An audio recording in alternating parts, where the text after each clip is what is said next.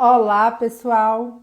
Eu sou a doutora Janice Sepúlveda, endocrinologista, e esse é o nosso programa de educação Educa Diabetes com a Santa Casa de Belo Horizonte. Sejam muito bem-vindos e o tema de hoje será adoçantes, mitos e verdades.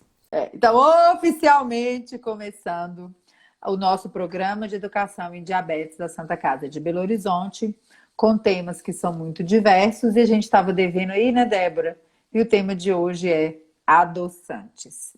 Então vamos lá, pessoal. Primeira perguntinha aqui, né? A gente separou aqui perguntas das caixinhas, perguntas do feed. E adoçante é uma pergunta muito frequente no dia a dia do consultório do endocrinologista também, né? São muitas dúvidas, dúvidas para criança, para adolescente, para grávida, para adulto, né? De tudo quanto é jeito tem dúvida, né? Muitos mitos em torno do adoçante, né? Muitas dificuldades das pessoas com a adaptação.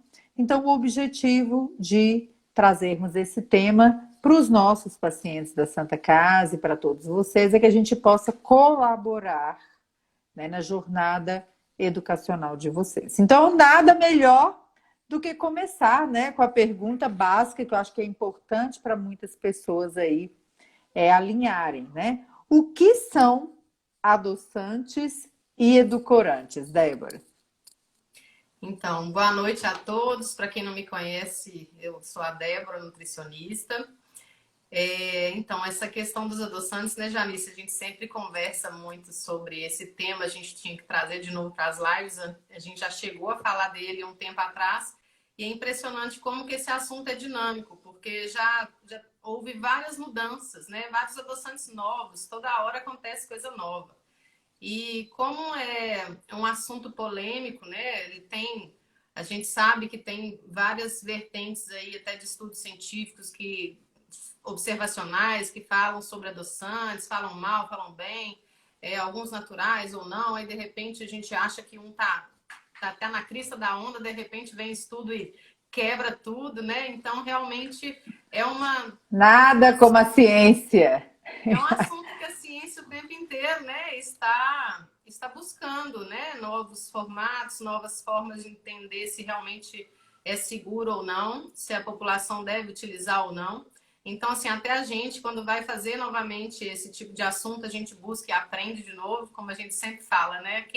Quem ensina, aprende mais a cada vez, né? Então, eu falo que educar, realmente, a gente aprende mais. E aí, vindo para essa pergunta, é uma das coisas que muitas pessoas, às vezes, falam da forma errada, né? O que são os adoçantes e o que são os edulcorantes. Muitas vezes a gente fala que é a mesma coisa, mas não é. Adoçante, na verdade, é o produto que pode vir, veicula, na verdade, um edulcorante ou dois edulcorantes ou mais edulcorantes, que a gente chama de blends, né? Os edulcorantes são substâncias adoçantes que podem vir tanto de forma isolada quanto de forma combinada, que a gente chama de blends, né? A gente pode ver aí muitas vezes os adoçantes vem, por exemplo, Stevia Plus, né? Stevia Plus quer dizer, tem Stevia e tem mais algum outro edulcorante junto. Então, na verdade, o produto é o adoçante, né? Ele tem muitas vezes tanto o edulcorante quanto um veículo também, um solvente. Ou é a água, ou às vezes é a lactose, ou uma maltodestrina.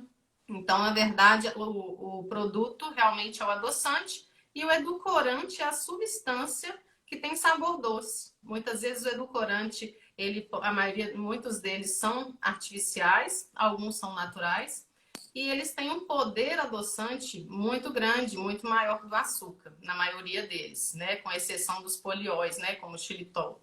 Então, realmente, a gente tem aí uma alternativa ao uso do açúcar para ter uma palatabilidade melhor, né, da alimentação, para a gente conseguir ter um sabor doce sem vir junto as calorias e os carboidratos. Né? Então, essa é uma forma aí que a gente tem de também ajudar no controle do peso, do controle da glicose. Eu acho que aí você já até respondeu um pouco, né, da segunda pergunta que a gente tem aqui. Por que usar um substituto de açúcar se não há uma proibição. Aí a gente já, né, aproveita a oportunidade, né? Tem sempre pessoas novas na live, de lembrar para todas as pessoas aí, ou que trabalham com diabetes, ou que têm diabetes, ou que cuida de uma pessoa com diabetes, a gente vai trocando essa palavra, com diabetes, que plano alimentar, tratamento nutricional baseado em restrições, né, alimentares, um fator de risco para os transtornos alimentares não está mais alinhado há muito tempo com as estratégias de tratamento das pessoas com diabetes, né? Então há de se tomar bastante o cuidado com o que se ouve, seja de pessoas com diabetes em grupo ou até dos próprios profissionais de saúde ainda, infelizmente, né? Muito cuidado quando você ouvir restrições alimentares como a forma de tratar o diabetes. Então, dentro disso aí, vem a recomendação de que não há proibição, né, da sacarose, do açúcar. Então, vem a pergunta: por que a gente deve usar, né? A pessoa pode usar, deve não, ela pode usar um adoçante como substituto do açúcar se não tem proibição. Então, como você já bem introduziu, a gente não precisa, né, completamente tirar o açúcar da dieta, mas não só quem tem diabetes, como para toda a população, nós temos um limite, né, de açúcar que a gente deveria comer no nosso dia a dia, entre 5 e 10% do valor energético total. Então, realmente, aí, pensando numa dieta de 1.800 calorias, a gente fica em torno de 25 a 50 gramas de carboidrato vinda da sacarose. É um limite, né? Querendo ou não, quando a gente come carboidrato, ele pode ficar em torno aí de 150 gramas de carboidrato, quando tem uma dieta normal em carboidrato, até 200 gramas, depende do valor energético gasto, né, por dia de cada pessoa. Então, realmente, quando a gente pensa no açúcar, o açúcar é um alimento natural, a gente pode sim utilizar o açúcar, mas o excesso não faz bem. Nós sabemos aí que o excesso do açúcar e dos alimentos ultraprocessados tem aumentado, né, os níveis de obesidade, diabetes tipo 2, doenças cardiovasculares. Então, é por isso que as alternativas ao açúcar têm vindo, né, com cada vez mais a indústria faz alimentos novos, adoçantes novos, principalmente buscando o que é mais natural à luz aí do que vai aparecendo dentro da ciência, né? A gente tem opções. Então, realmente, se a gente tem opções que tenha um dulçor parecido, né? Uma palatabilidade parecida com o açúcar, com menos caloria e que não impacte na glicemia nem na insulina plasmática, né? Para quem produz insulina, isso é muito importante, porque realmente são tipos, né, de alimentos que a gente pode utilizar com mais tranquilidade em relação às calorias. Mas claro que nós temos nossos cuidados, a gente não tem também essa indicação, né? Por exemplo, principalmente para quem tem diabetes. Acabei de ter o diagnóstico, eu preciso de usar adoçante? Não, a gente precisa controlar o excesso de açúcar, isso é óbvio. Mas não é necessário usar nenhum adoçante. Se a pessoa utilizar, né, menos aditivo, é cada vez melhor, né? O adoçante é um aditivo. E a gente tem que evitar o excesso de aditivos, né? Então, assim, se utilizar dentro de uma moderação, de uma quantidade, né, dentro de uma parcimônia aí de quantidade, sem problema nenhum. Agora, realmente não é a indicação utilizar uma quantidade grande de adoçantes, né? O ideal é utilizar a alimentação com a forma pura, né, natural dos alimentos, né? Se a gente conseguir usar um suco da forma natural, o café, utilizar ele amarguinho mesmo, para quem não consegue, não tem problema, os adoçantes estão aí para isso, né? Para dar palatabilidade, mas em porções que são adequadas para cada pessoa. Isso que é o mais importante. E aí a gente volta naquele assunto de sempre do tratamento, né? O tratamento, ele é baseado na pessoa com diabetes, né? Então ele precisa ser individualizado. Se você consegue usar, tomar uma limonada sem nada, ótimo para você, parabéns, felicidades, vá ser feliz. Eu, Janice, não consigo e não quero, né? É uma questão que a gente tem que ter clareza. Então, Claro. a gente não pode, no mundo de hoje, virar aquela tirania, né? Ah, você tem uma criança com diabetes e você dá adoçante? Nossa, sua filha vai ter câncer, né? Porque adoçante dá câncer. Isso não se fala para ninguém, principalmente quando você não sabe do que você está falando, né? Então, acho que isso é muito importante a gente ter essa clareza. Você consegue? Joia! Quanto menos você utilizar, melhor, porque a gente já é submetido a conservantes, produtos industrializados o tempo inteiro na vida da gente, né? É difícil até Exato. fugir, né? É difícil você fugir disso no dia a dia. Então, se você consegue, ótimo, mas se você não consegue, foi muito clara a resposta da Débora. Utilize. E como sempre, tudo demais é sobra. Muita comida é sobra, muito adoçante é sobra, muito sal é sobra, muita gordura. Tudo demais é sobra, já diz o ditado, né? A É, gente não Thaís, tem. e é muito importante dizer também essa questão do açúcar. Por mais que ele não seja proibido, a gente sabe que em relação ao controle da glicemia, quando a gente utiliza um líquido com açúcar, a absorção é muito rápida, né? O líquido ele não para ali muito tempo no estômago, ele desce mais rápido ali e o açúcar está pronto para ser absorvido. Então, realmente, líquido com açúcar é uma ressalva das nossas diretrizes, realmente, em relação a gente pode comer o açúcar. Na verdade, não fala-se que é proibido, mas que não é recomendado, né? Não é recomendado líquido com açúcar. Então, realmente, o ideal é utilizar um líquido da forma pura ou adicionar um adoçante não calórico. Exatamente. E aí eu acho que a gente podia explicar um pouquinho melhor para o pessoal a classificação, né, dos edulcorantes, né? Já que o pessoal entendeu aí, né, a diferença do adoçante para o edulcorante, para todo mundo ter uma clareza bem boa aí da questão dos edulcorantes. Então, os edulcorantes, eles têm os edulcorantes nutritivos e não nutritivos, que podem ser ditos também não calóricos e calóricos, né? Então, nós temos, além dessa classificação, nós temos artificiais e naturais.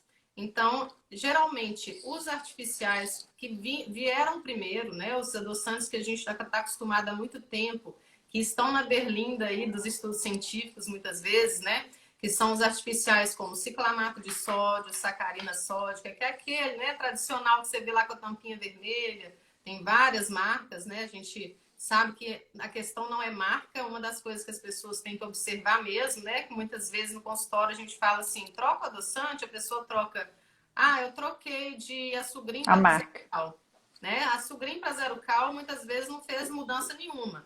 Qual zero cal você está usando, né? É zero cal ciclamato, sacarina, os dois, sacarina e ciclamato, geralmente é um blend, eles vêm juntos, né? Mas ele pode utilizar, por exemplo, zero cal sucralose, zero cal aspartame, tem zero cal stevia. Então, tem vários tipos de substâncias adoçantes para a mesma marca.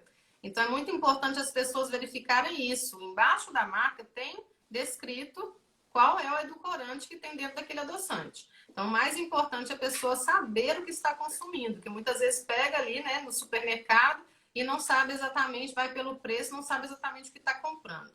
Então, nós temos os artificiais e os naturais. Essa questão dos artificiais, que vieram primeiro, ciclamato de sódio, sacarina sódica, eles geralmente têm mais estudos científicos falando alguns problemas, na verdade, em relação a que pode causar câncer. Por exemplo, o caso do ciclamato. Foi provado câncer de bexiga em ratos com uma quantidade muito grande, mas não pode extrapolar isso para humanos. Então, todos os estudos são controversos, não tem nada assim conclusivo. Então, assim, se a gente pensar em relação à seguridade, a Anvisa já delimita eles todos como seguros dentro da quantidade de ingestão diária aceitável. A gente tem uma IDA, né? Na verdade, a ingestão diária aceitável. Isso é a quantidade por quilo de peso que a gente deve utilizar de cada adoçante. Então, assim, dentro dessa quantidade, a gente não tem nenhum problema com isso. Nós vamos falar um pouquinho dessas quantidades também. Mas aí, sendo mais clara em relação aos artificiais. Então, ciclamato de sódio, sacarina sódica, que eles geralmente vêm juntos. Tem também o aspartame, a C-sulfame K. E o sucralose? Sucralose também é um adoçante artificial. Ele é de origem natural, mas é um adoçante artificial também, tá? Mas a gente sabe que ele é de origem da sacarose. Ele vem do açúcar, da cana-de-açúcar. Então, cada um tem ele é derivado de alguma coisa, né? Se a gente pensar bem, o derivado mesmo da sacarina é o petróleo. Então, o ciclamato é o ácido ciclâmico. São vários tipos de componentes que em laboratório você consegue tirar um dulçor desses produtos, né? Então, na verdade, a gente tem que observar muito bem o que a gente está comendo, porque realmente tem coisa aí que é derivada de petróleo que a gente está comendo, né? Então, a gente tem que tomar cuidado com os excessos mesmo, né? Aquela coisa de dar esguichos é um problema mesmo, tem que tomar mais cuidado. E tem os Esse adoçantes, esguicho é um problema, né? Esse não sabe nem como tá esguicho, usando, né? esse esguicho é um problema, porque às vezes a pessoa coloca a perder, dependendo do adoçante, o que está querendo adoçar, né? Pela quantidade. Tem gente ficando feliz com a história do petróleo, ó. Ou feliz ou assustado, né? É de petróleo mesmo. E realmente, assim, ainda tem essa questão de alguns serem estáveis ao calor, outros não, né? Então, são várias coisas que a gente tem que aqui conversar em relação aos adoçantes. E em relação a ele ser derivado de petróleo, nos estudos não demonstrou, na verdade, grandes problemas na saúde, né? A gente fizeram vários estudos, na verdade, para liberar algum produto, né, Janice? Muito ensaio clínico que é feito, muito estudo observacional, anos de observação para liberação.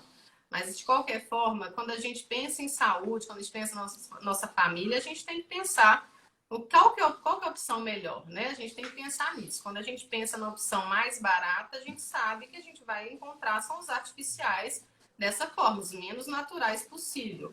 Né? Então, o sacarina e o ciclamato são os realmente mais baratos. E aí nós vamos passando para os naturais. Os naturais, nós temos aí a estévia, que é de origem de uma planta. Nós temos também agora uma gama aí de naturais, que antes era só a estévia e sucralose, né? A sucralose é de origem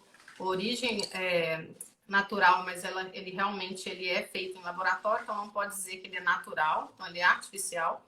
E aí nós temos esses dois que a gente utilizava bastante em larga escala, né? Agora, depois de alguns estudos contra a sucralose também, que não foram conclusivos também, principalmente a questão de que eles em temperaturas altas liberam alguns compostos, né, que podem ser cancerígenos. Isso a própria universidade que fez, ela não continuou com os estudos que realmente tiveram alguns vieses, né, como a gente fala, alguns problemas mesmo do estudo, então ele não é conclusivo mesmo, mas tem algumas observações em relação a poder mudar um pouco a flora bacteriana, a microbiota intestinal, então o excesso desse adoçante também não é o ideal o excesso, então é aquela história, sempre o excesso, né? A gente tem que tomar cuidado com isso.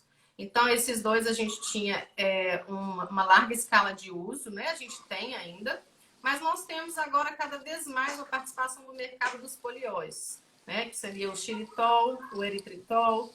Em casos de produtos alimentícios, não muitas vezes o que a gente consegue fazer nas gotinhas ali, nós utilizamos muito na indústria sorbitol, maltitol, os produtos geralmente dietéticos, né? Uma goiabada, uma cocada, qualquer coisa que a gente utilizar em produto dietético, a gente acaba vendo lá o tal do maltitol, que é um tipo de poliol também.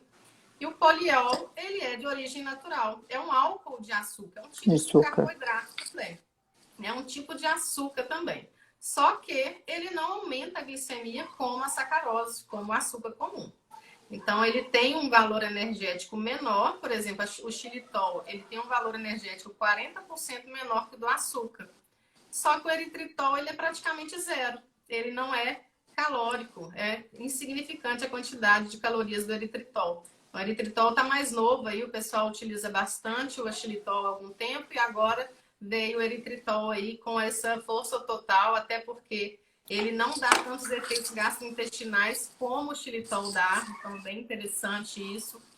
O xilitol, ele ganhou mercado aí também, principalmente porque ele tem um dulçor muito parecido com o do açúcar e a consistência dele, né? Então, para quem conhece o xilitol, numa receita, a gente percebe que, assim, quando a gente tira o açúcar da receita e coloca um adoçante artificial, a receita fica daquele tamaninho, né? O bolo não cresce, muitas vezes a gente usa uma quantidade de adoçante muito menor, e isso faz com que a receita não fique tão, né, uma consistência tão bacana, uma textura tão bacana.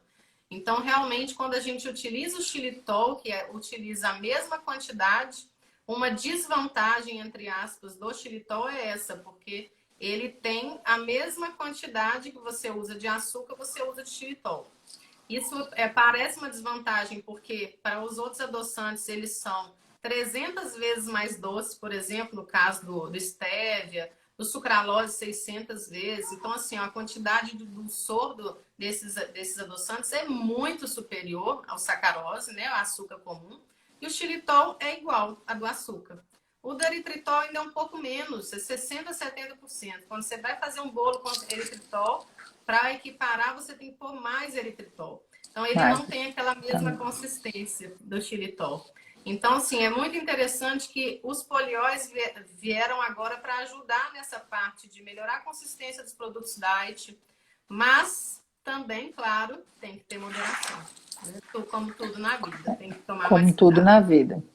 Ô, Débora, a talmatina entra nesse grupo? Isso, tem a talmatina também, é mais um tipo de adoçante É natural também. natural também. A talmatina tem vários tipos de adoçantes que a gente não vê tanto, né, aqui no mercado brasileiro. Tem o Neotame também, que é um artificial que a gente vê mais fora do Brasil. Mas a talmatina, ela está vindo aí agora como bem promissora também. Ela é bem nova. Tem alguns produtos diet, inclusive, que já tem constituindo aí no meio a talmatina. A talmatina, ela também é extraída de uma planta da África. Então, realmente, a gente tem alguns adoçantes vindo para cá agora e também é natural. Então, é bem interessante. Ela não tem uma metabolização que aumente a glicose também, porque são as proteínas dessa planta que dão esse sabor doce. É muito interessante. E realmente faz a talmatina. Então, eles estão E o trazendo para poder cá agora. adoçante? O poder adoçante é bom? O poder adoçante dela é maior também. É igual dos artificiais, é bem maior. Não sei exatamente a quantidade, mas é maior. Não é igual ao xilitol, não. Ó, a pergunta que eu acho que você já respondeu, né? Se os adoçantes são seguros e se podem trazer riscos à saúde. Você já falou bastante. Você quer completar alguma coisa dessa pergunta aqui? Então, a questão dos adoçantes serem seguros, nós temos a ingestão diária aceitável, né, de cada tipo de adoçante. Tem a quantidade de miligramas por quilo de peso. E é interessante, Janice, que a gente, até no grupo, né, que a gente tem de contagem de carboidrato, a gente estava até discutindo isso, quantas gotas que a gente deve passar para os nossos pacientes de cada tipo, né, de adoçante, cada um tem uma quantidade de miligramas por quilo de peso. E o mais interessante é que a gente se depara com um rótulo de adoçantes que não tem a quantidade de edulcorantes. Né? Infelizmente é isso. Não são obrigados a colocar a fórmula, né? Infelizmente eles não são obrigados a colocar isso. Qual que é a obrigação do adoçante? Colocar no rótulo lá quantas calorias que ele tem, né? Se tem algum valor energético e se tem macronutrientes. E qual a quantidade, né, de adoçante que vai corresponder a uma colher de chá de açúcar, por exemplo. Então você pode virar do lado avesso o rótulo, que a gente procura a quantidade de miligramas do edulcorante para fazer o cálculo. Nem quem é profissional de saúde não consegue achar isso no rótulo. Então, eu fui buscar também algumas fábricas, né?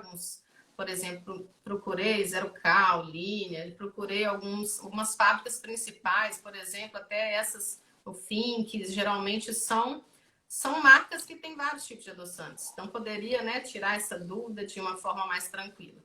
Então, assim, infelizmente, eles não passam a quantidade de realmente edulcorante que eles têm em cada produto.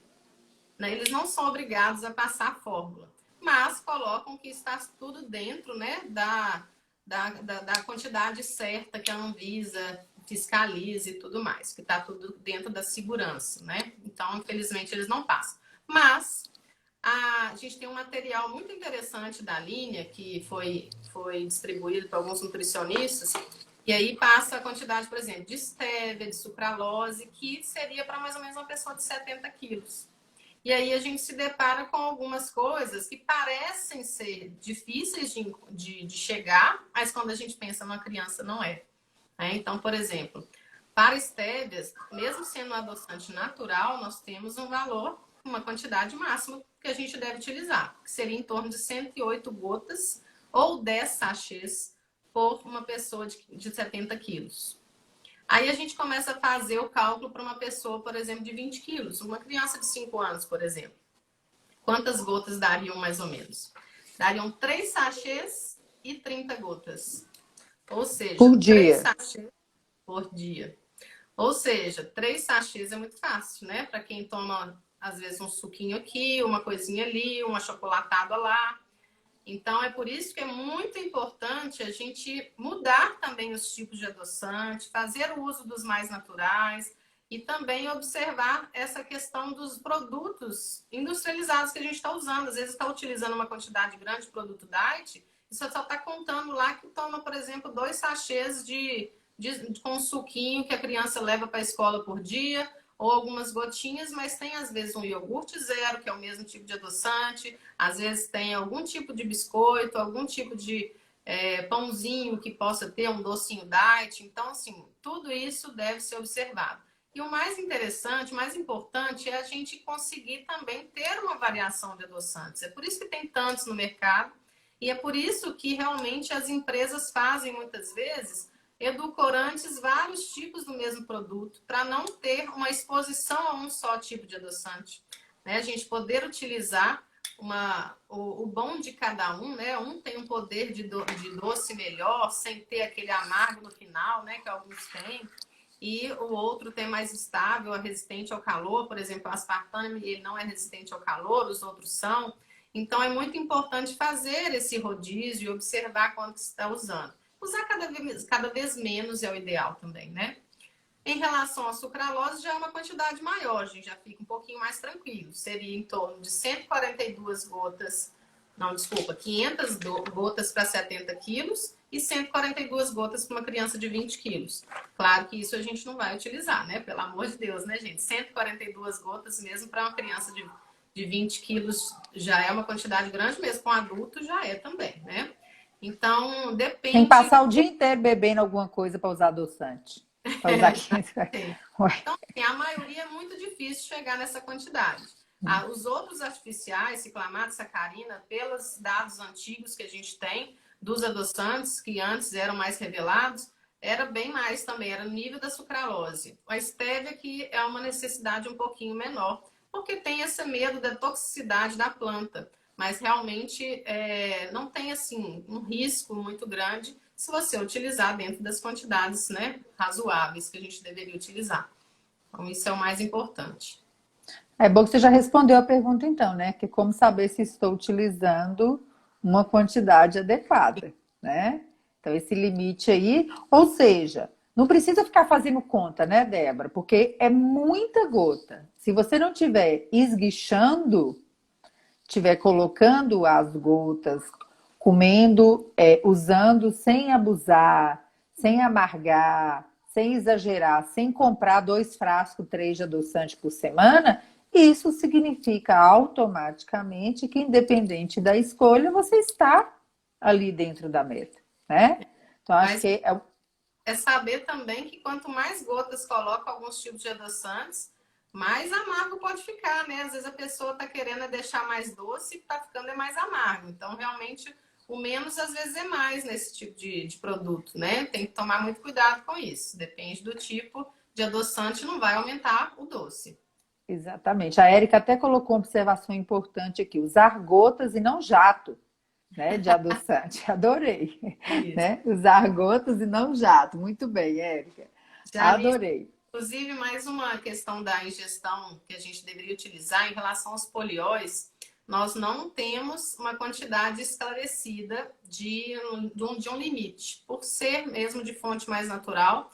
Nos estudos demonstrou que não tem um limite, mas, porém, né, como sempre, nós temos uma recomendação. Não tem um limite, mas tem uma recomendação, que é em torno de no máximo 60 gramas por dia de xilitol, eritritol, por causa da questão de efeitos laxativos.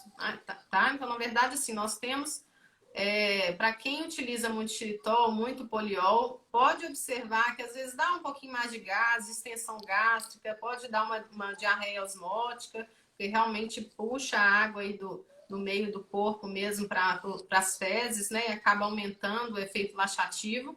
Então, tem realmente uma recomendação. Não tem um limite, porque realmente não tem, é um alimento natural, na verdade é um tipo de adoçante natural, mas a gente tem sempre que ter uma parcimônia no excesso, né? E além desses efeitos que você acabou de falar, tem outros eventos adversos, assim, né? Outros efeitos colaterais descritos com adoçantes? Então, nada que seja realmente conclusivo, né? Na verdade, existem alguns estudos, principalmente hoje em dia, falando dessa questão de excesso de aditivos na microbiota intestinal.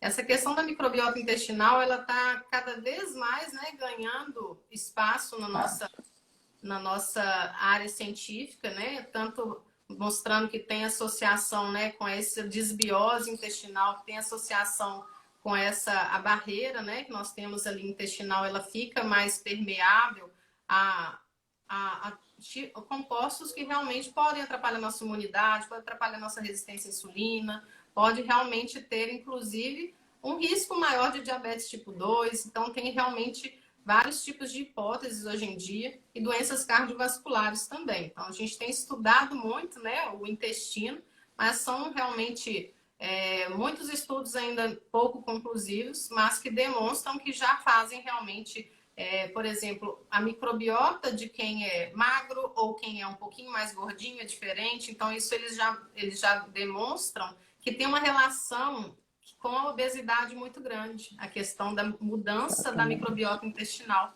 entendeu? Então, isso é uma preocupação constante, porque a gente sabe que a obesidade ela é porta de entrada para vários tipos de problemas de saúde.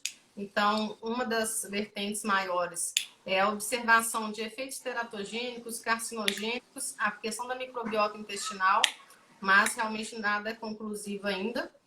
E nós temos também uma hipótese, alguns estudos que demonstraram que o adoçante pode engordar, né? Que na verdade é uma das discussões hoje em dia, né? Por que o adoçante poderia engordar? Na verdade é porque ele tem o sabor doce, ele pode enganar, entre aspas, né, o nosso cérebro. A gente tem os receptores de doce do nosso corpo e é como se fosse assim, se você está mostrando para o seu corpo que você está tomando um líquido com açúcar ou com algum tipo de sabor doce, o corpo ele se prepara para receber essa quantidade de glicose. E se ela não vem, você aumenta a compulsão por doces. É como se acontecesse isso. É claro que assim, alguns estudos demonstraram que isso acontece, principalmente com ratos, né? Mostrava que os ratos que tinham a ração com adoçante comiam muito mais do que os ratos que tinham a ração com um carboidrato normal. Né? Claro que a gente pensar em carboidrato normal, ele vai dar uma saciedade mais rápido, né? Subiu a glicose de uma saciedade. Então, assim, a gente tem que ser muito perspicaz para entender, né, esses estudos, porque não é questão que o adoçante engorda. A gente que tem que tomar cuidado de como a gente está levando esse adoçante para a nossa alimentação. Se a gente é daquele tipo que toma vários cafezinhos com adoçante por dia e fica em jejum, você pode criar uma compulsão depois. Mas se você come o seu carboidrato no horário correto, né, sem exagero, come sua fruta e toma o seu cafezinho, tá vindo uma glicose ali de alguma forma. E isso não acontece com essa exacerbação, né, que foi demonstrado no estudo. Então, a gente tem que observar tudo isso, né, como que a pessoa se alimenta. Se você tem ali um pãozinho integral junto, você está tomando, por exemplo, um iogurte com um cereal ou uma fruta mesmo. Então, um cafezinho depois do almoço, por que ele daria mais compulsão se realmente está vindo o carboidrato junto do almoço? Então, realmente, a gente tem que Exatamente. observar isso tudo, né, essa avaliação da alimentação como um todo. E lembrar, né? Nós não somos ratos, né? Então você não pode trazer para a sua prática resultados publicados, né, em experimentos animais, Somos né? Tem muita racionais. coisa que é publicada em experimentos animais que nunca chegaram e nem chegarão, né, ao mundo humano. né? Então tem que ter Exato. muito cuidado com o que a gente fala, porque muitos dos mitos no diabetes, na alimentação, nos medicamentos, eles nascem do fala-fala, né? Sem evidência científica. Então tem que ter muito cuidado, né? Você começou a falar um pouquinho, né, sobre a questão da segurança e uma pergunta sempre muito comum, né? As gestantes, né? É um período, para muitas, um período curto, né? Com diabetes gestacional, outras já são as mulheres com diabetes que engravidam. E uma das perguntas, das primeiras perguntas, é em relação a posso continuar usando o adoçante após engravidar? Tem algum que faz muita diferença? E aí a gente também tem muito cuidado, né, Débora, na hora que a gente vai falar sobre isso, porque a gente sabe que para uma grande parte da população brasileira, adquirir produtos industrializados é fora do orçamento, né? Não está disponível para todo mundo. E é o que o pessoal muitas vezes pergunta para a gente aqui na página, né? Qual o melhor adoçante popular, né? O que quer dizer? Qual o melhor adoçante a baixo custo, né? Que caiba dentro do meu orçamento e que possa me ajudar. Você pode aproveitar e falar os dois para a turma. Então, a questão da gestação é um momento que a gente induz, né, recomenda, não induz, a gente recomenda a gestante ter uma alimentação mais natural possível, né? Diminuir os industrializados em geral. Então, os aditivos em geral, que a gente deve diminuir mesmo. Então, os adoçantes estão, né, no meio disso aí. Mas se a gente pensar em segurança da gestante, nós temos, na maioria dos adoçantes, são seguros também para gestantes, desde que utilize a quantidade certa, mas tem alguns adoçantes que têm efeitos controversos, né? Então, por exemplo, a sacarina, ela é a única que passa pela placenta e o ciclamato ele tá junto, né? Vem sempre um blend de sacarina e ciclamato. Então, a gente pede para tomar cuidado com esse adoçante, sacarina e ciclamato nessa época. Né? Não é estritamente proibido, mas quando a gente Não pensa abusar. não abusar. Porque quando a gente pensa em quantidade máxima tolerada, né, para o peso da gestante todo, é tranquilo, né? A quantidade que ela pode usar é bastante.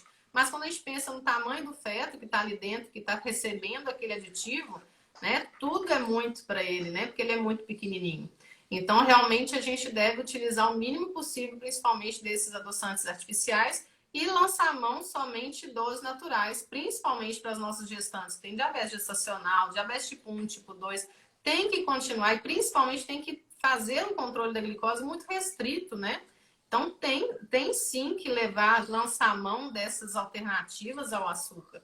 Não utilizar tantos adoçantes que vão ter um impacto glicêmico, né? O próprio açúcar, ou outros adoçantes, como muita gente às vezes começa a utilizar. Ah, vou utilizar o açúcar mascavo, açúcar de coco, açúcar demerara. Tudo é açúcar, gente. Açúcar de coco também vai ter uma elevação na glicemia, porém mais leve, né? Mais leve porque é um índice glicêmico bem menor. Se a gente pensar no açúcar de coco, tem um índice glicêmico de 35 e o açúcar 65. Então, realmente, ele tem a quantidade de carboidrato igual, porém ele aumenta a glicose mais lentamente, mas aumenta. É um adicional de carboidrato quando a gente quer controlar o carboidrato. Então, principalmente em relação à gestante, tomar cuidado com o excesso dos aditivos e somente os que são mais que a gente deve tomar mais cuidado é sacarina e ciclamato. Sim. E no caso de ter fenilcetonúria na família, o aspartame não deve ser utilizado. Né? Mas a gente também não sabe se vai ter um defeito genético que possa ter uma fenilcetonúria na família, né? São algumas doenças raras, então, doenças genéticas. Então, a pessoa que tem fenilcetonúria, ela não tolera a fenilalanina, que é um aminoácido que faz parte, né, do aspartame ali. Então, realmente, tem que tomar mais cuidado com tudo isso. Então, a gente acaba indicando os mais naturais possíveis, o xilitol, o eritritol, pode ser utilizado sucralose, stevia, sem problema nenhum, uma quantidade, né, limitada. E tem uma dica muito importante, né? Isso que a Débora falou em relação a essa questão, esse mito aí de que açúcar isso, açúcar aquilo, é um substituto do açúcar. Gente, lê açúcar tal, açúcar tal. Então, é açúcar, né? Então, cuidado aí, porque tem pessoas, às vezes, pagando caro por um produto dito diferente, que não é açúcar, mas é açúcar, né? E às vezes a pessoa está perdendo a oportunidade com aquilo ali, né? De esclarecer com o seu nutricionista, com o seu médico, qual que é a melhor proposta, e às vezes vai pela publicidade, né? Assim como a publicidade dos light, do diet, a pessoa vai se enganando e se perdendo, né? Naquele mar de oportunidades que aparecem na frente da gente, né? A cada momento. Eu vi aqui, Débora, que algumas pessoas entraram depois e estão perguntando novamente, por exemplo, xilitol é adoçante, né? Você já explicou um pouco, mas aí tem uma pergunta aqui que eu acho que pode ajudar você a fazer um resumo aí, né? Repetindo para o pessoal, né? O pessoal pergunta assim, ó, como contar os carboidratos dos polióis, como xilitol ou eritritol?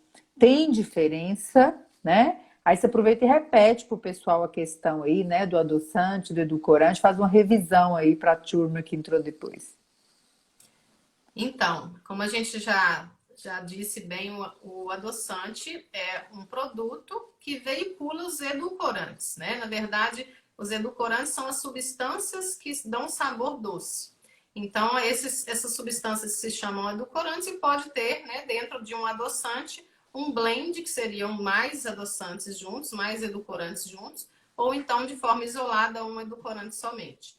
Então, esses edulcorantes, eles nos ajudam, né, em relação à substituição ao açúcar, para a gente conseguir ter um menor impacto na glicemia e também no peso em relação às calorias e também dar a palatabilidade do doce que a gente gostaria, né? E em relação ao xilitol, ele é um adoçante calórico, na verdade, um adoçante natural, calórico. Calórico por quê, gente? Não é que calórico quer dizer que tem muitas calorias. Calórico porque ele tem calorias. A maioria dos adoçantes, eles são não calóricos. A maioria dos adoçantes artificiais geralmente são não calóricos. Quando a gente utiliza, por exemplo, um ciclamato de sódio, aquelas gotinhas comuns ali de sucralose, stevia, ciclamato, aspartame, é praticamente 0 calorias que você está ingerindo dentro daquele cafezinho que você coloca ali, aquele adoçante. Quando você inclui um xilitol no seu cafezinho ou na sua receita, né, para fazer um bolo, o que for, nós temos calorias também vindas desse xilitol. Então, na verdade, ele não é 0 caloria, ele não é um adoçante não calórico. Então, ele é um tipo de açúcar também, a gente chama de poliol, é um álcool de açúcar, é um pouco diferente a molécula dele em relação à molécula do açúcar, mas ele tem um efeito na glicemia também. Ele não é 0 de efeito, ele tem um efeito na glicemia e na caloria, 40% menos calórico do que o açúcar comum. E esse 40% menos calórico, e ele não ser a mesma molécula, uma molécula igual do açúcar, a diferença principal, que é muito interessante, que mesmo ele sendo um tipo de carboidrato, ele tem um efeito na glicemia muito pequeno. É muito menor do que a sacarose, mesmo ele tendo um pouco de caloria. Então, ele afeta a glicose de uma forma assim, bem leve. Então, tem que observar, tem que fazer as contas desse carboidrato, principalmente para quem conta carboidrato e faz uso lá na receita. Quando a gente utiliza uma receita, por exemplo, em açúcar, se você coloca 50 gramas de açúcar, você tem 50 gramas de carboidrato. No caso de 50 gramas de xilitol, você tem também 50 gramas de xilitol, de carboidrato. Então, é um carboidrato xilitol, mas é carboidrato.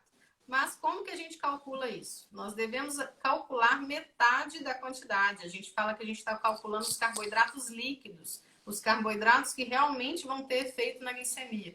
Porque o xilitol não tem o mesmo efeito que a sacarose, mesmo ele tendo o mesmo tanto de carboidrato.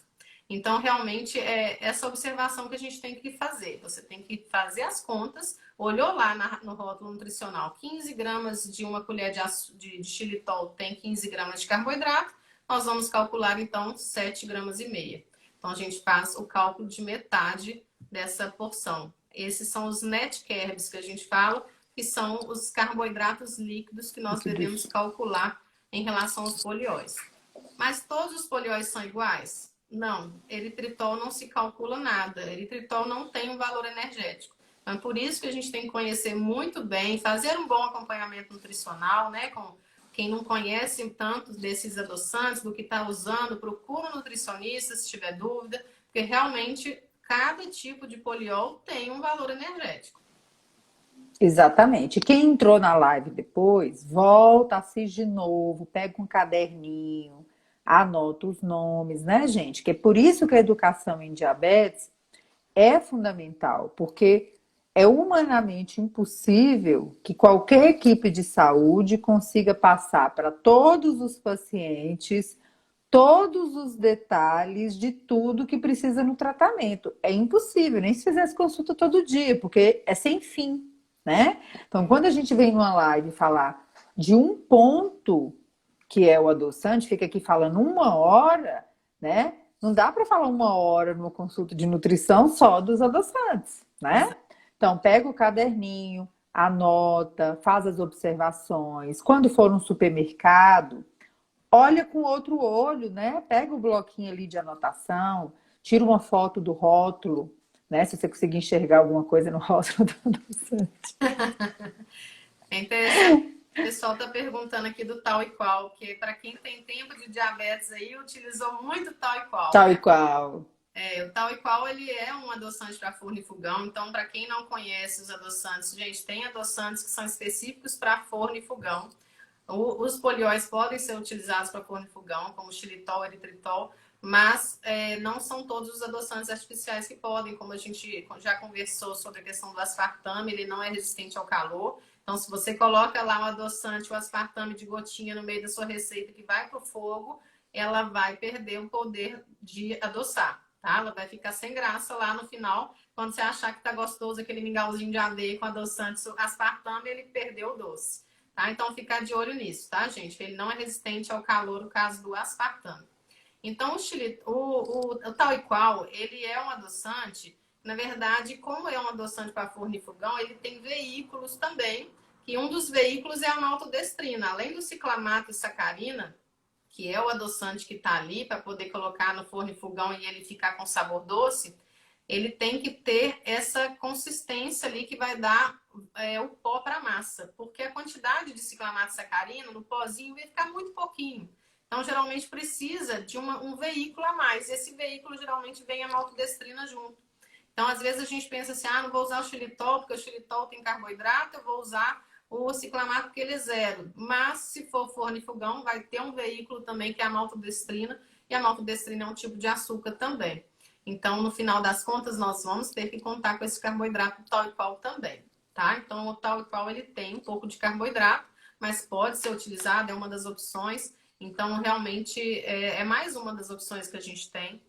E em relação a outra pergunta que eu vi aqui sobre qual adoçante mais indicado para quem tem criança com diabetes tipo 1, como a Janice já até me fez a pergunta e eu acabei não respondendo qual que é adoçante melhor, com melhor custo, né? O que que acontece? Realmente a gente tem que observar a questão do custo mesmo, a gente acaba indo para os adoçantes artificiais, mas o importante é que se a gente utilizar uma quantidade pequena dos adoçantes como a gente deve utilizar, eles não vão impactar tanto no nosso orçamento, né? Se a gente utilizar um natural. Então, realmente, hoje em dia, utilizando com parcimônia para criança, para gestante ou para pessoas adultas, quem for, idosos, pode ser utilizado todos os naturais, além de também mesmo os de origem natural, como sucralose. Pode ser utilizado xilitol, eritritol, a talmatina tem hoje em dia aí já alguns adoçantes líquidos vindos da talmatina também.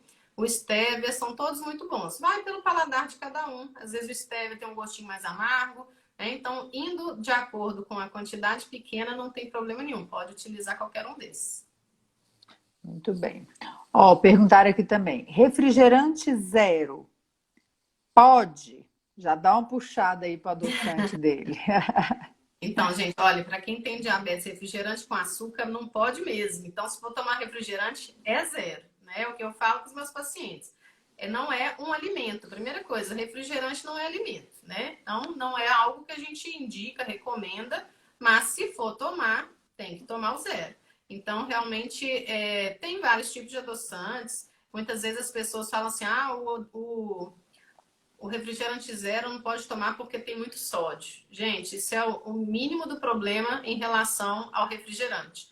Porque realmente alguns tipos de adoçantes têm sódio, né? Como ciclamato de sódio, sacarina sódica, colocou ali no refrigerante, ele vai ter um pouquinho mais de sódio. Mas se a gente pensar bem, o refrigerante com açúcar tem 20 miligramas uma latinha de sódio e o sem açúcar tem 40 miligramas. Aí você pensa assim, nossa, dobrou a quantidade de sódio. Mas alguém já parou para pensar quanto que tem em um pãozinho francês? Em um pãozinho integral que seja, vamos lá melhorar um pouquinho aí a nossa comparação. 2 fatias de pão integral tem em torno de 300, 280 miligramas de sódio. Ou seja, a quantidade ali de uma latinha de refrigerante não é significativa em relação aos alimentos que a gente come que são ricos em sódio, né? Nos alimentos mesmo que a gente coloca o sal. Mas, claro, não é indicativo que a gente tenha que usar refrigerante zero com um exagero, né? Tudo tem que ter seu horário certo, não deve se utilizar refrigerante todo dia, mas também não é proibido, né, gente? A gente tem que saber que tudo na vida a gente pode utilizar dentro de uma quantidade em relação a ser aditivo ou natural, ser artificial, pode ser utilizado eventualmente sem problema nenhum. Tem uma aqui ótima, ó, Débora. Eu não sei usar xilitol, meus bolos ficam salgados. Então, na verdade, Como que é isso? normalmente o xilitol ele fica, não fica salgado geralmente, mas o eritritol é mais comum isso acontecer. Mas é aquela questão, não sei se você está utilizando a quantidade certa, vai testando se vai ser um pouquinho mais, um pouquinho menos. A quantidade é exatamente igual do açúcar em relação ao poder adoçante. Então a gente adequa a quantidade do açúcar mesmo. Muito bem. Perguntaram aqui, ó. A talmatina tem gosto residual? A talmatina, olha, eu não sei exatamente se ela tem gosto residual, porque a talmatina é utilizada muito nos produtos, né, dietéticos, e os produtos ficam, né, sem gosto residual. Então, eu não sei te falar se a talmatina tem esse gosto residual. Vou tentar procurar isso, porque é muito novo, né? A gente não tem aquela revisão toda sobre esse tipo de adoçante ainda. Alguma sugestão para idosos que gostam de alimentos mais adoçados? Sugestão para idosos? Geralmente utilizar os mais naturais, né? Se puder utilizar também o açúcar dentro da alimentação, também uma quantidade normal, também pode ser utilizada, né? Como a gente já falou. Por exemplo, vai utilizar um bolo eventualmente, utilizar uma fatia de bolo no caso do seu pão, isso não é proibido. Então não precisa ser tudo com adoçante, tá, gente? Se a pessoa quiser utilizar um pouquinho de açúcar na sua alimentação, sem problema nenhum. Mas se for uma quantidade maior, como a gente já falou, não deve se utilizar em um excesso, né? Então, vamos tentar fazer, por exemplo, um bolinho low carb, ou um bolinho que seja comum com adoçante, um xilitol, um eritritol. Geralmente, o eritritol não vai ter nenhum tipo de efeito na glicemia, ou mesmo própria sucralose, a estévia, sem problema nenhum, pode ser utilizado. Nós temos vários adoçantes hoje em dia aí que dá para a gente ter uma versatilidade boa aí nas receitas. Mas o xilitol é o que geralmente o pessoal que faz muita receita, principalmente das estratégias low carb, estratégias que fazem com o produto diet ficar com uma consistência melhor, o xilitol geralmente ele ganha um pouquinho mais. E também lembrar, né, gente, que para os idosos, com muita frequência, as metas são bem mais flexíveis do que para o adulto, para a criança, para o adolescente. Então tem que ter muito cuidado, principalmente porque os idosos, a gente tem até aí, né, a anorexia do idoso, diminui o apetite, já não tem aquele paladar, né, como era mais quando a pessoa mais nova. Então, restringir demais, acrescentar adoçante demais, fazer muita restrição alimentar pode trazer um malefício para o idoso, né? Uma diminuição da ingestão ainda maior do que aquela que é natural aí, né? Da terceira idade, né? Então é importante a gente lembrar isso. Metalúrgico Oliveira perguntou assim: nome de adoçantes culinários bons para as pessoas que têm diabetes. Se você tem alguma dica do nome comercial, a gente não tem nenhum conflito de interesse, a gente pode falar que seja acessível aí para a maioria da nossa população? Então, na verdade, o próprio xilitol, como a gente já falou, eritritol, nós temos o Zimetade, que fica muito bom também, nós temos o tal e qual, são vários tipos, né? Como a gente conversou, eles podem ter também adoçantes artificiais, mas utilizando sem exagero, né? Vai fazer um bolo, vai comer meio tabuleiro de uma vez, né, gente? Isso tudo a gente tem que tomar cuidado. Então, é o tal e qual, o multiadoçante low açúcar é muito bom. Existe o sucralose para forno e fogão. Que mais? São esses três, mas use metade, como eu falei. O xilitol e o eritritol, que a gente utiliza bastante também. Eu uso estévia, forno e fogão para as receitas. Calculo também a metade dos carboidratos? Não, stevia não, porque ele não tem carboidrato, né? Ele já é zero. Se o veículo que tiver nele ali no meio, se tiver carboidrato no rótulo, é porque é maltodestrina, provavelmente. Então, não vai calcular totalmente. Tem uma pergunta aqui que passou aqui, peraí. Que é isso? Nem sei o que é isso. Snewlinea? O que é isso? Tem isso? Será que eu Snil. entendi certo? Snewlinea? Não sei, vou ficar devendo para Simone, né? O que é? E o Snil, É, não veio sei um nome aqui que apareceu, e o Snew. se alguém Aí eu vi souber. lá atrás que era Snewlinea, eu acho. Agora a Meire parece que falou que já provou, deve ser o Talmatina, né? Eu já provei e não tem, não deve ter sabor amargo. Se for isso, ela fala pra gente aqui. Eu realmente só provei nos produtos. Agora eu percebi, pesquisando, né, para essa live, inclusive, que eles estão começando a comercializar. Então, eu já estou aqui pensando em comprar minha Talmatina para poder verificar também. Nem vou falar para vocês, né, gente, que eu sou uso tão pouco adoçante que eu nem preocupo em revezar. Eu Eu, utilizo eu uso pouco, tão pouco, 3 gotas por dia, que eu nem preocupo em revezar, né? Muito pouco, acho que né? é, né? Eu acho que essas aqui nós respondemos, né, todas as dúvidas. Se vocês tiverem mais alguma aqui, pessoal, vocês coloquem, tá?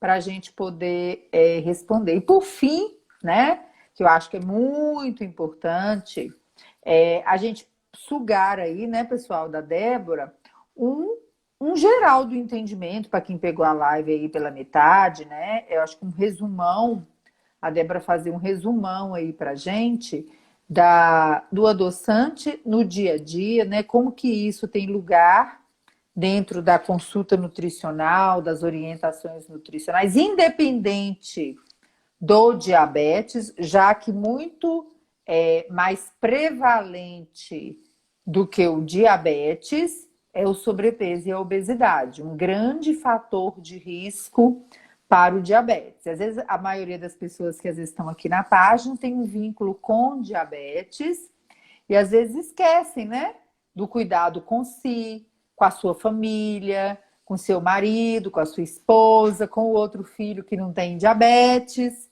né? Então, como que do ponto de vista nutricional, esse conhecimento pode ser aplicado no âmbito da família, né? De todo mundo ali, sem principalmente exclusões, que são muito frequentes na prática. Você que tem diabetes usará adoçante. Eu que não tenho, vou continuar no açúcar, né? Então, do ponto de vista da educação nutricional, passa uma mensagem para eles aí, Débora, para a gente poder clarear e talvez até dar umas ideiazinhas, né, para o povo que não está atento, né, para outras coisas além do diabetes.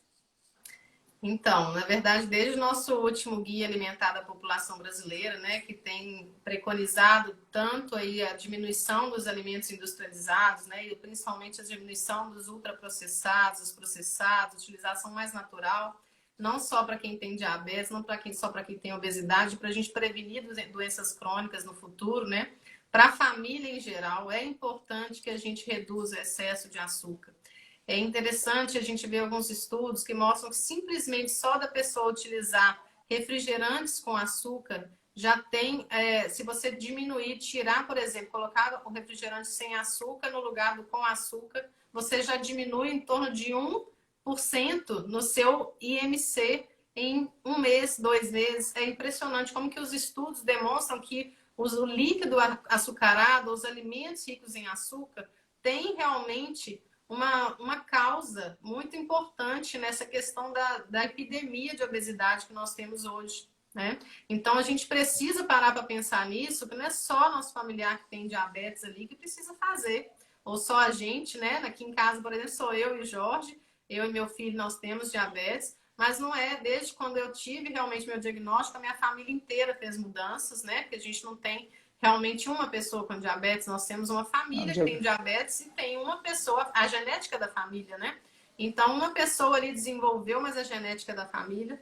E a gente tem que observar mesmo essa questão do apoio familiar, tanto para essa pessoa com diabetes fazer um bom tratamento, aceitação, mas também para prevenir, né? Essas outras pessoas da família, prevenir que elas não tenham problemas de saúde no futuro também. Elas não tenham excesso de peso. A gente vê claramente, com facilidade, né, as pessoas terem irmãos obesos e a pessoa com diabetes ali controlando, tendo os irmãos obesos do lado. Às vezes, quem é que está com mais risco? Será que a pessoa que realmente está em diabetes ali, né?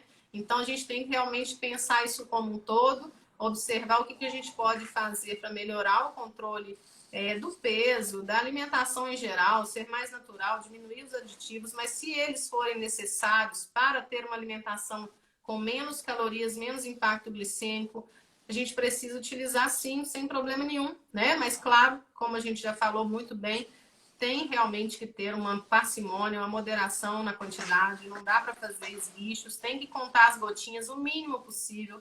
Dá para a gente falar quantas gotas aqui? Se a gente pensar bem em torno de uma xícara de café, 5 gotinhas. Mas tem gente que vai precisar de 10, tudo bem? Ela poderia utilizar 100 no dia, ou até 500 de sucralose. Ah, por causa disso eu posso usar 300, então? Claro que não, gente. O mais importante é que a gente tenha que tomar esse cuidado de usar o mínimo possível.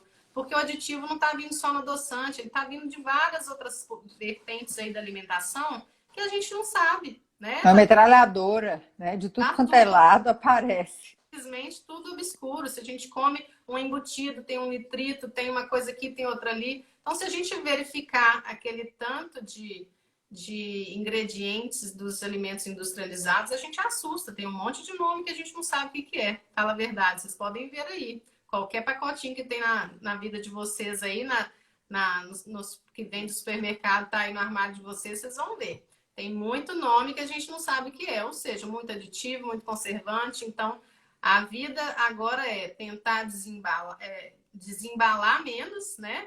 E descascar mais. É isso que a gente tem que fazer para poder melhorar nossa saúde a longo prazo. Agora e a longo prazo, né?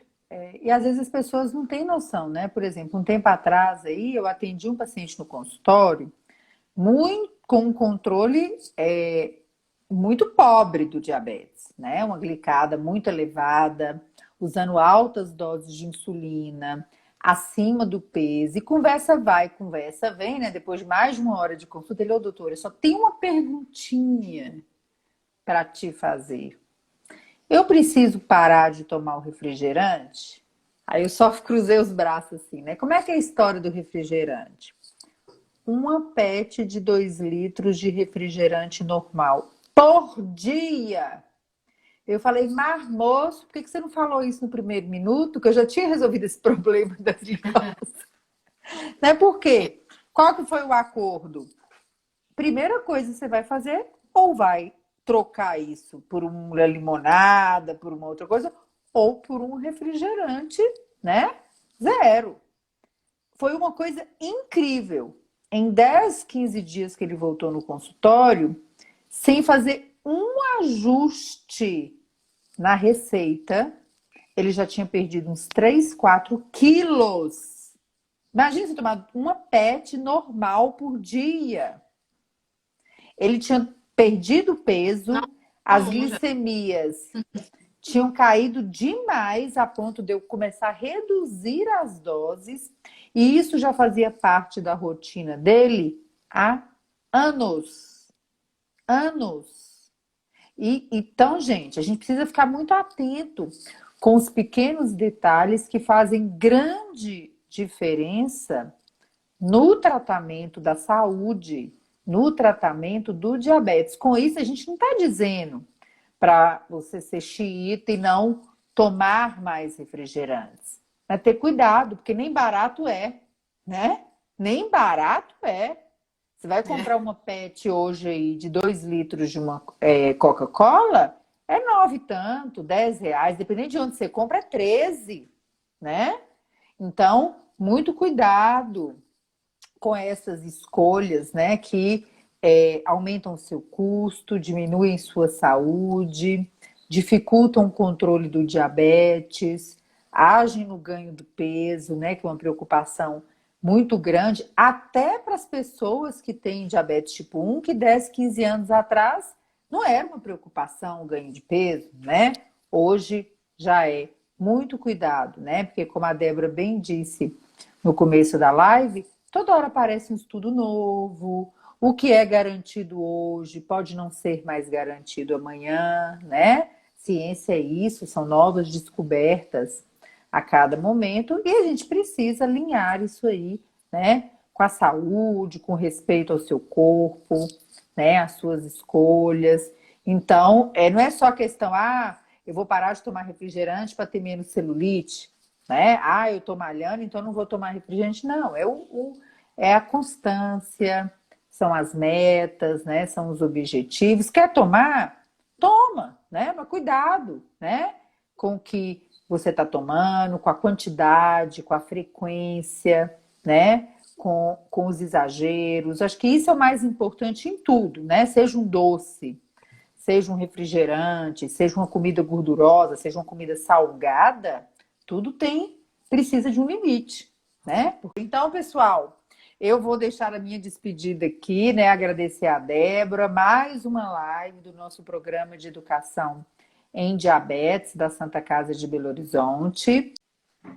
Bom, gente, então só queria também agradecer, deixar o toque aí para todos se cuidarem, né? Se cuidarem da melhor forma possível, se aceitando, né? Também em relação a se eu preciso utilizar um pouco de adoçante, isso não é ruim, porque hoje a gente realmente observa nas redes sociais, a gente vai acostumar só com aquele cafezinho amargo, é lindo isso, quem pode vai fazer e é maravilhoso. Quem precisa usar um pouquinho de adoçante também não tem problema, gente, vai diminuindo aos poucos. O ideal é sem nada? Seria sem nada. Mas realmente a gente tem um paladar, né? Acostumado um pouco com açúcar.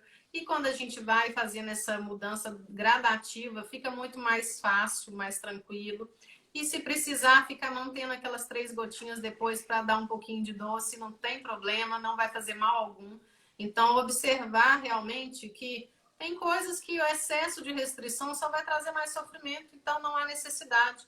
E quando a gente utiliza um aditivo, como a gente já falou, tomar cuidado com a alimentação como um todo, né? Utilizar ele fazendo o uso de uma dieta mais restritiva pode levar até transtornos alimentares. Então, tomar muito cuidado com o geral da alimentação, não somente com a questão adoçante, né? Pensar no todo. Então, precisando de ajuda, busque, né? Isso que é o mais importante. Um abraço a todos. Eduque-se, eduque. Se eduque. Um abraço a todos. Obrigada. Tchau, pessoal. Tchau, tchau.